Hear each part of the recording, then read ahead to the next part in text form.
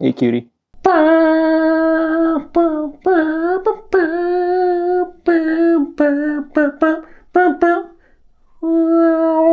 What's up, everybody out there in YouTube land? So today we're going to be unboxing and reviewing the Spider-Man Homecoming Marvel Legends mask. All right, so here we have the front of the box. Mine showed up a little damaged here, but nothing to stress over about too much here. So it does have the articulating eyes here. 8 manual eye movements plus automatic mode. Includes the stand. There's a little remote that it's supposed to come with to control the eyes. So here it is out of the box. Fold that back. Instruction booklet here. And then the mask itself.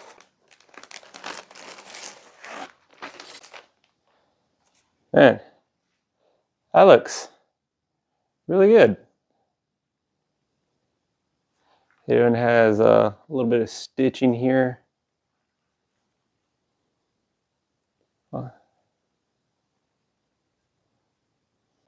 Gloss black eye outline there. Webbed lens does have a clear cover over it. See the detailing on the fabric there. So the red dots are a raised texture. The black lines are not as raised, they're much flatter. So most of the texture comes from the red dots here. It's very true to the Spider-Man-esque costume of it, the mask being made out of just fabric. The fabric here in the back. It's mostly just the face shell. There's no back head component to this, as you can see. Also, as I want to mention, the way that the fabric feels is very elasticy, and obviously because of the texture that they put on here, it has a very silicone type of feel. It feels very rubberized. The best way I can describe it, if you've never felt a suit that has the silicone texture on it, due to the raised texture that they decided to go with on this fabric, it almost kind of feels a little bit like a basketball, like a brand new basketball. One thing that's interesting though about, so even though it's very stretchy, it's not too stretchy vertically, whereas it stretches more horizontally. You can see the difference there. Horizontally, vertically, not much. So this is more of a two-way stretch from what I can tell. There's a hidden zipper here. Oh, nice. It does open all the way up to the top. We're close to it. It's about 1.5 inches away from the very top of the shell here. Now the material is very stretchy, which is nice. Red Velcro headbands here. Detailing of the inside of the mask.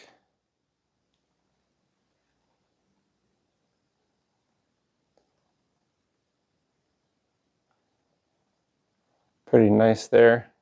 Now this inside detailing is something that they did not do on the Doctor Doom helmet, which is something that I thought was kind of lame, kind of lazy for the price point. So it's nice to see that they did it here on the Spider-Man helmet.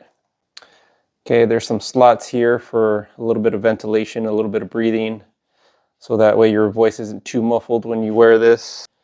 This is an interesting little nose piece that they got going on here. And the mask appears to be stitched to the helmet. So I don't believe that the mask, the fabric mask, is removable from the shell here. Yeah, there's a little stitching right there into the plastic right there at the bottom. You can see a lot more of the stitching into the plastic of the shell right here that runs across the top. Okay, and then right here in the forehead is where the batteries go. Now it does require 4 1.5 volt AA batteries. All right, for the rest of the boxing here, it's on the side. See, that's tied in there. Okay, this is the base of the stand. Nothing Nothing special, just pretty standard looking. This giant box piece right here, there's nothing there. I think it's just filler. Let's see this top piece here.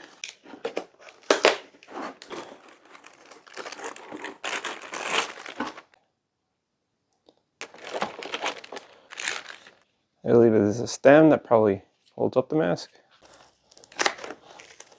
Okay, pull that out. Okay, here's the remote. It almost looks like it could be the web shooter in a sense. It has a little tip here at the end. Joystick.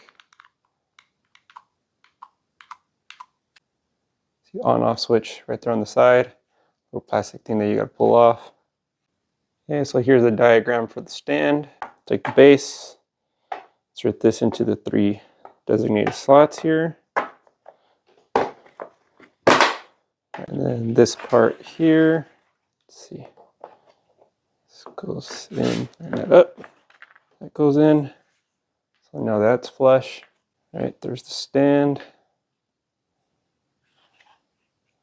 According to the diagram, there's a little ridge. I believe that is supposed to insert right here into the slot where the top bit of elastic is located. So, move that over. And let's see here. I have to play with it a little bit. I think I got it. All right, and there it is on the stand. So, as a display piece, I actually really like it. I think it looks pretty good. You know, if you're accepting of the fabric material here, I think it looks very good.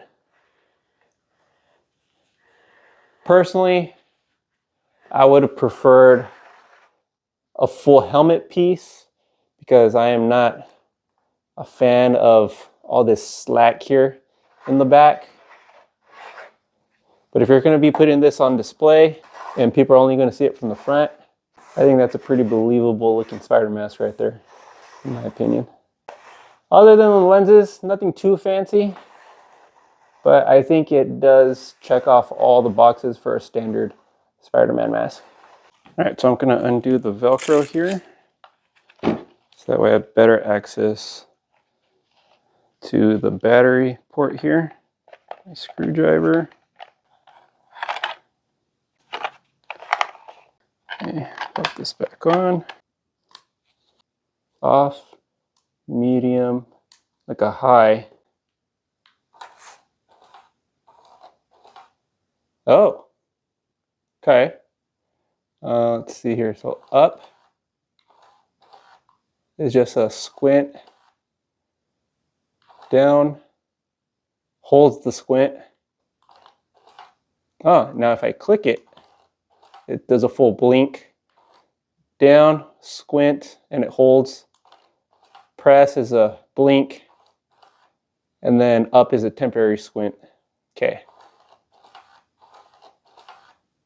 It did that completely on its own. I didn't. Okay, so these things kind of move on their own a little bit. Let's see, let's go to the right. Ah, so it winks at you. All right, and then to the left. Kind of cycles back and forth between both eyes. That's interesting. Middle setting here. See if that does anything different. Okay, up. No, nothing. And close. Open, squint. Open, squint. See if I click it. It does the blink again. If I go to the right, it holds. So this is kind of like a confused face right here. And then just alternates. Okay, so, and then I just reset by clicking. So the middle setting is if you want to be able to hold certain looks. So the second setting is a little bit more, it articulates a little bit more. Oh, very interesting. All right, so now I'm gonna go ahead and try it on myself.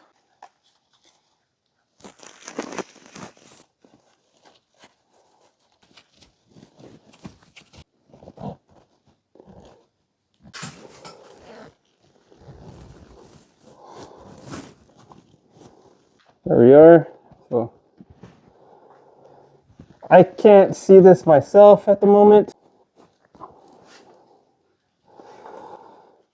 So how's that look? It's a very hot mask. It is. This is not comfortable. Basically, my entire breath just keeps blowing back into my face. But the lenses have not fogged up, so that's not bad. Visibility is decent. You're not going to be able to make out fine detail, like even right now, as I look at the box. If this box is arm's length away, I have a hard time reading the Marvel Studios logo. I can read the Spider-Man logo, but the Marvel Studios logo becomes blurred. So you're going to be able to make out large things, you just won't be able to see fine detail. Here's the visibility from the inside of the mask. You can see it's decent, but you have to get up close if you want to be able to try and read anything. If you can see my chin kind of pops out from underneath the shell here a little bit. So if I open my mouth all the way, I'm right here. So my jaw does kind of come out from underneath the shell a little bit. But let's see here.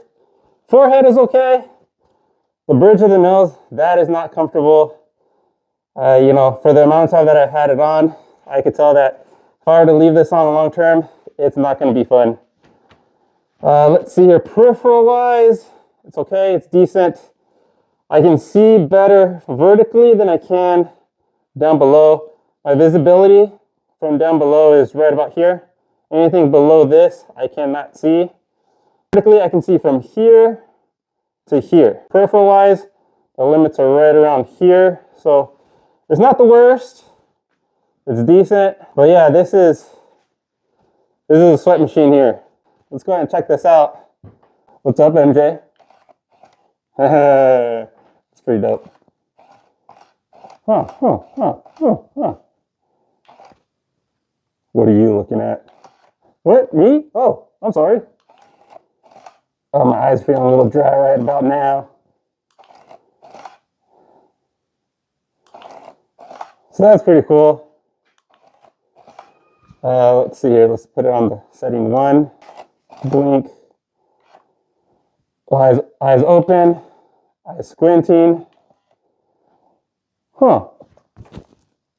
I never thought about that. How about this?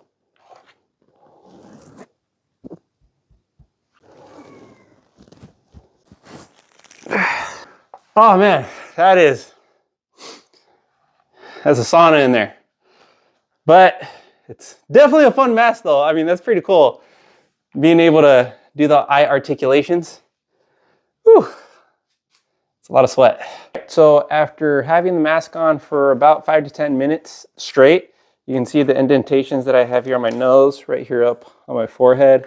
So it's not the most comfortable mask in the world. They don't put any kind of cushioning there. Even that rubberized bit that they put in for the nose, it's not great. It's very weird the way that they decided to do that, because that little disc in the center just embeds right into your nose. So yeah, not comfortable. All right, so what's my overall take on this Spider-Man mask? I think the mechanics that they put into the eyes are great. They're very responsive. It's practically instant. So to get that kind of quality on a mask like this is super impressive, especially for the price point. Slightly more expensive compared to any of the other Hasbro helmets.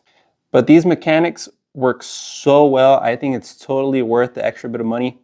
The one drawback that I have about this helmet is just the back piece. I think if you wear this, this back part is so ugly, it's so hideous.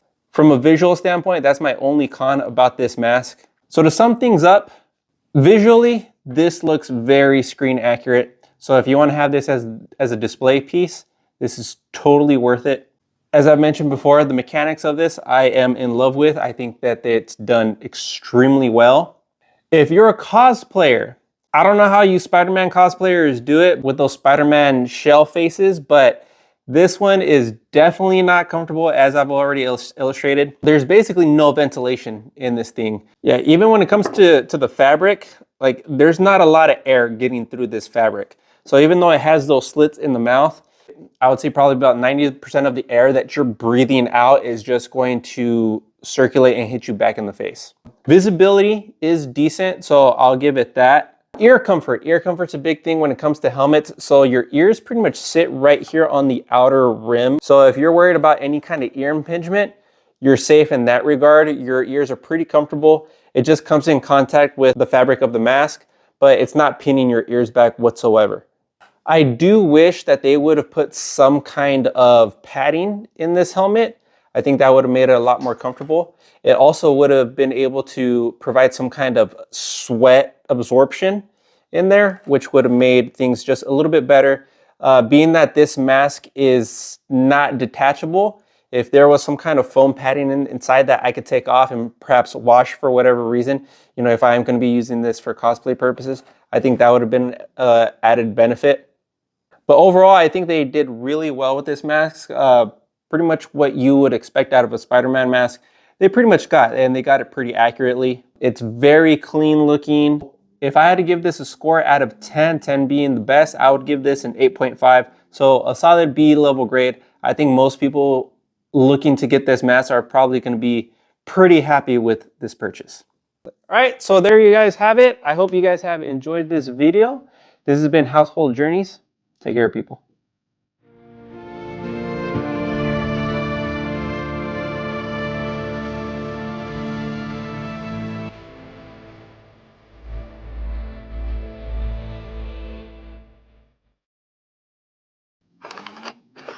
Yeah, that's so cool.